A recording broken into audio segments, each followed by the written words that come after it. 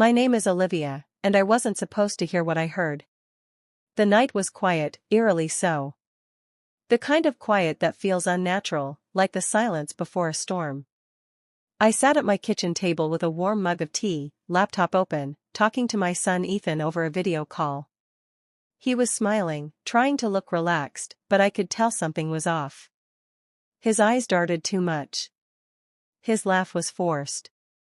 He was 22 now, living on his own for the first time. After losing his father just 6 months ago, I'd let him go with a heavy heart, thinking he needed space. Maybe I was wrong. "Okay, Mom," he said, rubbing the back of his neck, "I should get going. I've got a paper to finish." I smiled. "All right. Love you, sweetie." "Love you too." He leaned toward the webcam, gave me an awkward wave, and reached for the mouse. The screen froze for a second. He probably thought the call ended. But it hadn't. The screen didn't go black. The little green light by his webcam was still on. And then I heard him speak again.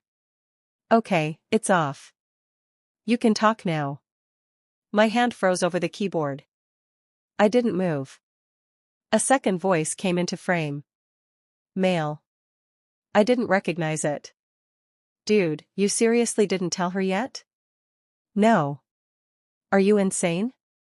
She'd kill me. I'm already in deep." There was laughter. "Well, you better fix it before she finds out. You know how moms are." Ethan sighed, and I watched as he dropped onto his bed. His shoulders slumped in defeat. "The money's already gone, man. I can't get it back." "Money?" I leaned in. My tea sat forgotten, cooling. "She's gonna check the account eventually," his friend continued. "What are you gonna tell her?" Ethan's voice dropped to a whisper. "I don't know. I didn't think it'd get this far. Lena said she had a plan. But everything's messed up now. I don't even know if she's telling the truth anymore." "Lena? I didn't know any Lena." And then Ethan said something that made my stomach drop. "If she finds out about the account Dad left behind, I'm screwed." The call ended suddenly. The screen went black. But I was already frozen, clutching the sides of my chair like it would keep me from falling apart. The account. My late husband's savings. $40,000. Untouched. Or so I thought. And now, I couldn't tell if my son was a victim, or something much, much worse. Sleep didn't come that night. I lay in bed staring at the ceiling, Ethan's words echoing in my ears like a broken record. "The money's already gone. If she finds out about the account Dad left behind, I'm screwed." By morning, I had poured myself 3 cups of coffee, none of which I finished. My fingers trembled as I logged into the banking portal linked to the joint account my husband and I had opened years ago, the one I hadn't touched since his funeral. Balance, $2,137.44. My heart thudded against my ribs. 40,000. Gone. I checked the transactions. Over the last 4 months, the withdrawals were careful, spaced out, just under the threshold that would flag suspicion. Transfers to a name I didn't recognize, L. Wren. That must be Lena. I printed every statement. I didn't cry. Not yet. Instead, I opened my laptop and replayed the end of the call, just to be sure I hadn't imagined it. Lena said she had a plan. I don't even know if she's telling the truth anymore. So who was Lena? A girlfriend? A scammer? Or something worse? I searched Ethan's social media. His posts had been scarce lately, but one tagged photo stopped me cold. Taken at a party, the caption read, "Lena and Ethan, power couple." She was stunning, olive skin, hazel eyes that pierced through the screen, and a seductive smirk that didn't quite reach her eyes. Ethan looked drunk, his smile more slumped than happy. Her arm was draped over him possessively. I zoomed in. She was wearing a ring, not on her ring finger, but still. A signal. Control. Ownership. The comments were odd too. Friends asking if he was okay. Jokes about being on a leash. One girl even commented, "Bro, blink twice if you need help." Something was very wrong. I picked up my phone and called Ethan. He didn't pick up. I texted, "Hey sweetie. Just wanted to check in. Love you." The message was delivered. No reply. I waited. 5 minutes. 10. Then, I typed another one. "I was thinking of visiting this weekend. Can't wait to see you." Still no response. I closed my eyes, heartbeat thudding. I was being kept in the dark. And my son? He was slipping deeper into something I didn't understand. But I knew one thing. If I wanted answers, I'd have to find them myself. And that meant seeing Lena, face to face. I didn't tell Ethan I was coming. I packed a small overnight bag, told my neighbor to water the plants, and drove the 3 hours to his campus. Every mile churned my stomach harder. I'd always imagined surprise visits as sweet little pop-ins, cookies in hand, hugs at the door. This one felt more like a sting operation. By noon, I was parked just off campus, outside Ethan's apartment complex. I waited in my car, watching the building like a detective. Around 12:30, I spotted him. He walked out alone, hands in his hoodie pockets, head down. He looked thinner than I remembered. I followed. He walked to the cafe 2 blocks away. I waited a few minutes before going in after him. He was seated in the back, nursing a black coffee. I approached slowly, heart pounding. "Ethan," I said gently. He looked up, startled. "Mom?" Surprise, I smiled, pretending I hadn't heard his entire confession just nights ago. What are you doing here?" "I missed you." I slid into the booth. "Can't a mother visit her only son?" He hesitated, then forced a smile. "Yeah, of course. Just unexpected." "Who's Lena?" He froze. A flicker of panic crossed his face, but he quickly masked it. "She's, my girlfriend." I figured. I stirred my tea. "She seems intense." Ethan looked away. "She's just protective. Been through some stuff." I nodded slowly. "And the money?" He blinked. I checked the account. The silence between us thickened. "She said it was temporary," he muttered. "A loan. She needed help. She said we'd pay it back." "We?" His voice cracked. I didn't know what else to do. After Dad died, everything felt upside down. She was there. She understood. Understood enough to drain your father's savings? "I didn't know she was going to take that much," he whispered. I reached out, touched his hand. "Sweetheart, if you're in trouble, tell me. I'll help." His lip trembled, but then a shadow crossed his face. The door had opened. A woman stepped in. Lena. And she was even more intimidating in person. Tall. Dark wavy hair. A designer coat that looked far too expensive for a student.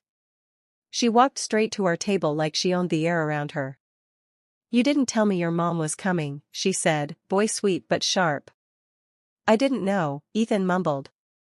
I stood. "Olivia. Ethan's mother." She shook my hand with a smile that didn't reach her eyes.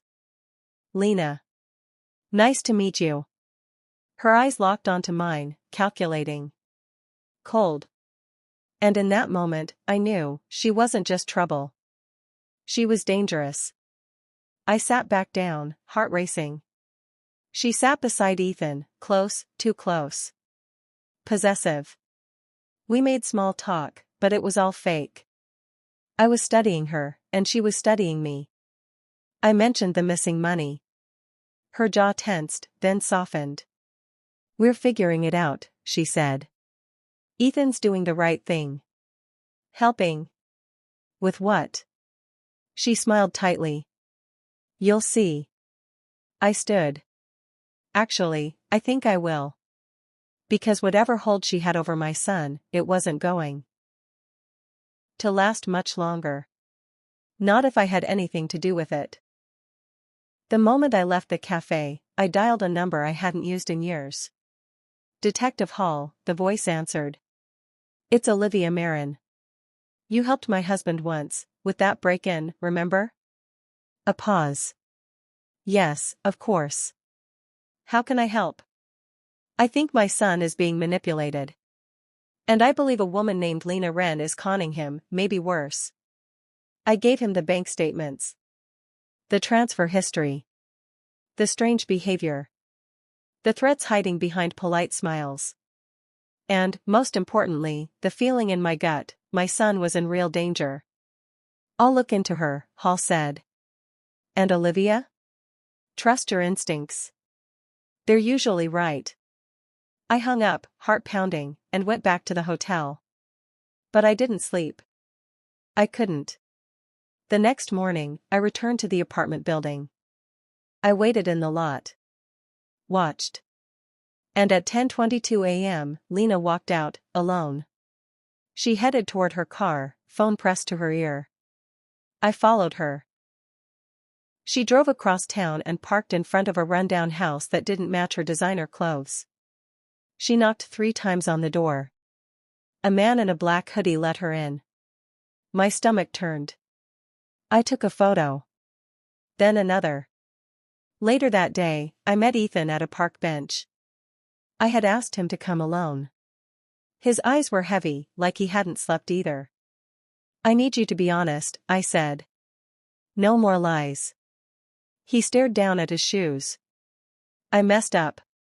Start from the beginning. He looked up, ashamed. She said she needed help. Rent, tuition, she said her ex was stalking her. That she couldn't go to the police. I offered to help, but then she found out about the account. I didn't tell her. She just found it. And the man she met this morning? I showed him the photo. His face drained of color. That's her brother. At least, that's what she said. But I've never met him. I leaned in. I think she's lying about everything. Just then, my phone buzzed. A message from Detective Hall. We ran her. Lena Wren isn't her real name. Real name, Ashley Lynn Corday.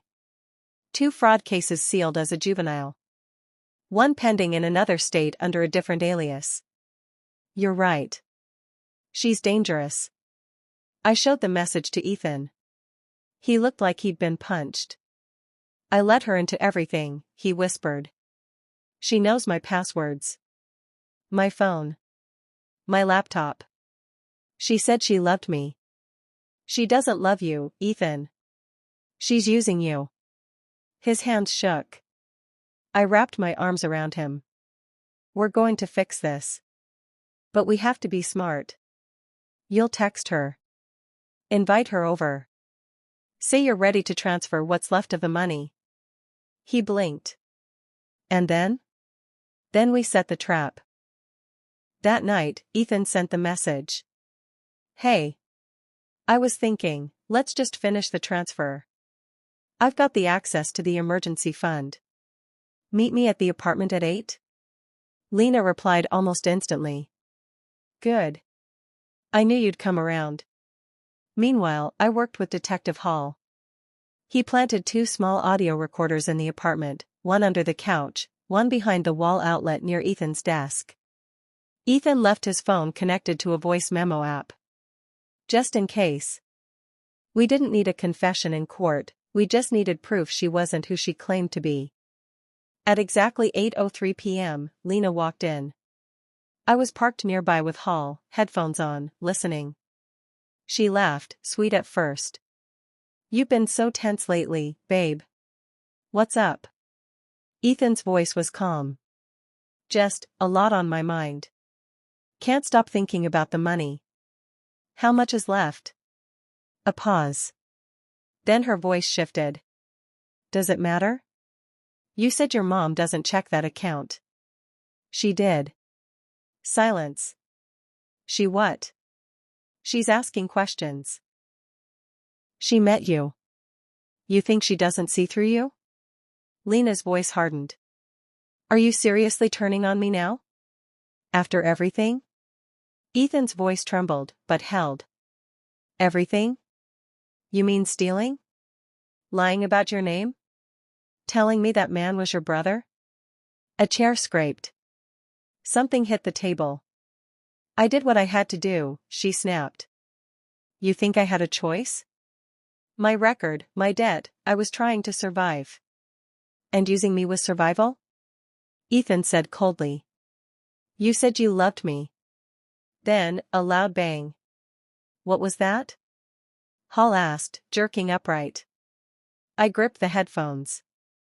Lena's voice, low and dark, you recorded this, didn't you?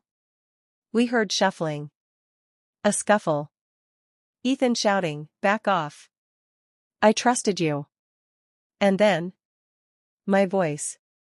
Because I was already running up the stairs. Hall was behind me, gun drawn, yelling, police. Don't move. We burst into the apartment. Lena had Ethan by the collar, eyes wild.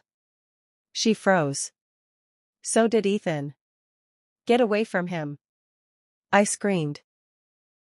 She dropped her hands slowly, but her eyes were locked on me. You, she hissed. You were always watching. Yes, I said, walking toward my son. And I never stopped listening. Hall cuffed her without struggle. She didn't even flinch as he read her rights. But just before she was taken out, she leaned toward me and whispered, he was never yours to protect. I stared her down. You're wrong. He always was. And now, he's finally safe from you. Epilogue. 3 weeks later, Ethan and I sat on the porch of my home, sipping tea. Lena, Ashley, was in custody. Fraud, theft, and attempted assault. With Hall's help, we recovered a portion of the funds and closed the account for good. Why didn't you hang up, Mom? Ethan asked quietly. I smiled, tears in my eyes. Because I know when something's wrong. And because a mother always listens, especially when no one thinks she's still on the line.